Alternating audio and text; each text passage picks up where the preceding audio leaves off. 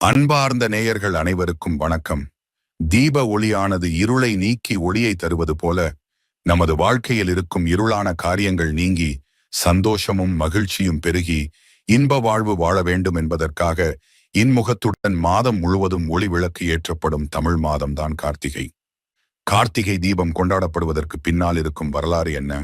தீப நாளின் சிறப்புகள் என்ன? 3 நாள் திருநாளில் தீபம் ஏற்றும் முறை எப்படி என்று இந்த காணொளியில் விவரமாக காண்போம்.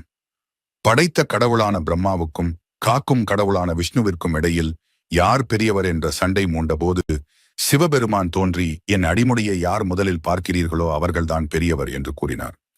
பரம்பொருளான சிவனின் அடிமுடியை யாராலும் அறிய முடியாது என்பதை அறிந்திருந்தும் பிரம்மனும் விஷ்ணுவும் தங்களில் யார் பெரியவர் என்பதை நிரூபிக்க தொலைதூரம் பயணித்தார்கள். விஷ்ணு பகவான் வராக அவதாரம் கொண்டு பூலோகத்துக்கு சென்று அலைந்து திரிந்தும் பிரம்மர் அன்னப்பறவை அவதாரம் கொண்டு விண்ணுலகிற்கு சென்றும் அடிமுடியை தேடினார்கள்.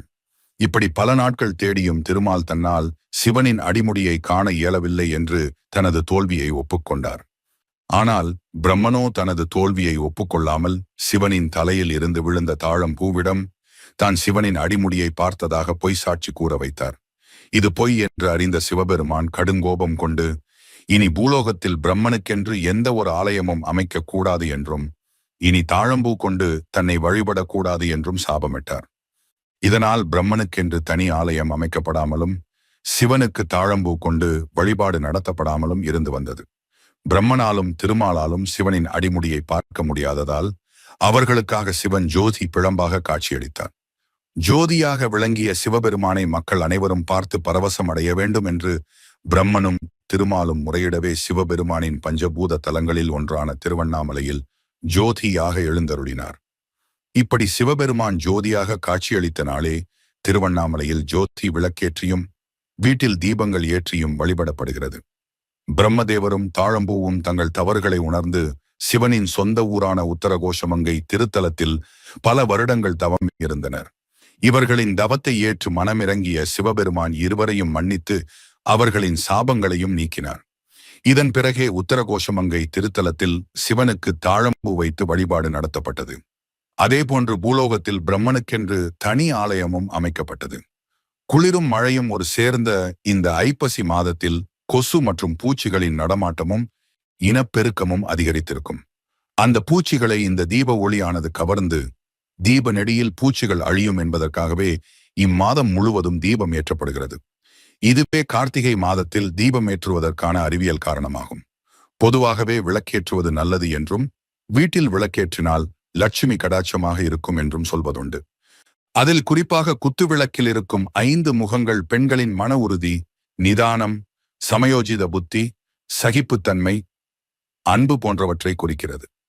சிவபெருமானின் துணைவி பார்வதி தேவி கார்த்திகை மாதத்தில் விரதம் இருந்து சிவனின் இடது பாகத்தில் ஐக்கியமானதும் சிவசக்தி அர்த்தநாரீஸ்வரராக ஸ்வரூபமானதும் தீப திருநாள் என்றுதான். நம் வீட்டில் விளக்குகள் ஏற்றுவதன் மூலம் போட்டி, பொறாமை, வஞ்சக எண்ணங்கள் எல்லாம் அகலும் என்றும் திருவண்ணாமலையில் அண்ணாமலையாருக்கு ஏற்றும் தீபத்தை பார்ப்பவர்களுக்கு வழக்கத்தை விட அதிக புண்ணியம் கிடைக்கும் என்றும் நம்பப்படுகிறது. மேலும் இந்த திருநாளன்றுதான் திருமால் துளசியை மணந்து தனது திருமார்பில் அணிந்து கொண்டாராம். இந்த தீப திருநாள் ஒரு நாள் மட்டுமல்லாமல் 3 நாட்களுக்கு கொண்டாடப்படுகிறது. முதல் நாள் பரணி தீபம், 2ஆம் நாள் திருக்கார்த்திகை தீபம் மற்றும் 3ஆம் நாள் ஏற்றக்கூடிய தீபம் பாஞ்சராத்திர தீபம் ஆகும். பரணி தீபம் என்பது கார்த்திகை தீபத்தின் முதல் நாளாகும். இந்த நாளில் பூஜை அறையில் 5 விளக்குகள் ஏற்றப்பட வேண்டும். இந்த 5 விளக்குகளும் நிலம், நீர், நெருப்பு, காற்று, ஆகாயம் ஆகியவை நாட்டுக்கும் மக்களுக்கும் எந்த ஒரு தீய விளைவையும் ஏற்படுத்தாமல் அளவோடு இருக்க வேண்டும் என்று பஞ்சபூதங்களை சாந்தம் செய்யவே ஏற்றப்படுகிறது. பரணி தீபமானது யம தீபம் என்றும் அழைக்கப்படுகிறது. இதை கார்த்திகை தீபத்தின் முதல் நாளான பரணி நட்சத்திர நாளன்று மாலை வேளையில் பிரதோஷ நேரமான 4:30 6 மணிக்கு 5 புதிய மண் அகல்கள் வைத்து நல்லெண்ணெய் அல்லது நெய் ஊற்றி பஞ்சு திரி போட்டு 5 விளக்கையும் வட்டமாக ஏற்ற வேண்டும்.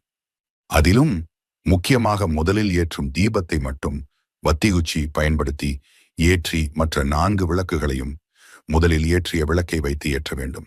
இந்த தீபம் யமலோகத்தில் இருக்கும் யமன் நம் பித்ருக்களை தொந்தரவு செய்யாமல் இருக்க அவரை சாந்தப்படுத்துவதாகவும் நம் பித்ருக்களை சந்தோஷப்படுத்துவதாகவும் நம்பப்படுகிறது. இரண்டாம் நாள் விளக்கு ஏற்றுவது கார்த்திகை தீபமாகும். இது கார்த்திகையும் பௌர்ணமியும் ஒரு சேர இணையும் நாளில் மகா தீபம் ஏற்றும் திருநாளாகும். திருவண்ணாமலையில் சரியாக மாலை 6 மணிக்கு மகா தீபம் ஏற்றிய பின்னர் நாம் நம் வீடுகளில் குறைந்தபட்சம் 27 விளக்குகள் ஏற்ற வேண்டும். இந்த 27 விளக்குகளும் 27 நட்சத்திரங்களை குறிக்கின்றன. அதுவும் முதலில் வீட்டு வாசலில் உள்ள தீபத்தையே ஏற்ற வேண்டும். பின்னர் அதை பயன்படுத்தி மற்ற 26 தீபங்களை ஏற்ற வேண்டும். இந்த தீபங்களை நாம் அன்றாடம் பயன்படுத்தும் சமையலறை, குளியலறை, படுக்கை அறை என்று தலைவாசல் இருக்கும் இடங்களிலும் வீட்டின் அனைத்து இடங்களிலும் 26 தீபங்களை ஏற்ற வேண்டும். கார்த்திகை தீபத்தின் அடுத்த நாள் ஏற்றப்படும் விளக்கு பாஞ்சராத்திர விளக்காகும். இத்தீபம் சிவனுக்கும் முருகனுக்கும் ஏற்றப்படுகிறது. இந்நாளிலும் முதல் நாளைப் போலவே 5 தீபங்கள் ஏற்றப்படும். இது விஷ்ணு தீபம் அல்லது மோட்ச தீபம் என்றும் அழைக்கப்படுவதுண்டு. இந்த தீபத்தை ஏற்றி சொக்கப்பனை கொளுத்துவது வழக்கமான ஒன்றாகும். பஞ்சபூத தலங்களில் ஒன்றான திருவண்ணாமலையில் திரு கார்த்திகை தீபமானது 10 நாள் விழாவாக கோலாகலமாக நடைபெறும். கார்த்திகை மாதம் முதல் நாளில் திருவண்ணாமலை அருணாச்சலேஸ்வரர் கோயிலில் கொடியேற்றத்துடன் பிரம்மோற்சவம் நடைபெறும். காலையிலும் இரவிலும் அருணாச்சலேஸ்வரர் வெள்ளி வாகனத்தில் உலா வருவார். அவரை தொடர்ந்து மற்ற பஞ்சமூர்த்திகளான கணபதி, முருகன், சண்டீஸ்வரர் மற்றும் பார்வதி தேவியும் உலா வருவார்கள். இரண்டாம் நாளில் இந்திரனின் தேரில் பஞ்சமூர்த்திகள் உலா வருவார்கள். மூன்றாம் நாளில் 1008 சங்காபிஷேகம் நடத்தி பஞ்சமூர்த்திகள் சிம்ம வாகனத்தில் கம்பீரமாக ஊர்வலம் வருவார்கள். 4ஆம் நாளில் காமதேனு வாகனத்தில் பஞ்சமூர்த்திகள் உலா வருவார்கள். கார்த்திகை தீப திருவிழாவின் 5ஆம் நாளில் காலையில் கலச பூஜை நடத்தப்பட்டு இரவில் 25 அடி உயரமுள்ள வெள்ளி 7ஆம் நாளில் மகாரதத்தில் பஞ்சமூர்த்திகள் கம்பீரமான காட்சியில் பிரம்மாண்டமாக வீதியுலா வருவார்கள். 8ஆம் நாள் காலையில் பெரிய குதிரை வாகனத்திலும் இரவில் ஸ்ரீ பிச்சாண்டவர் உற்சவ ஊர்வல புறப்பாடும் நடைபெறும். 9ஆம் நாள் இரவில் கைலாச வாகன புறப்பாடாகும்.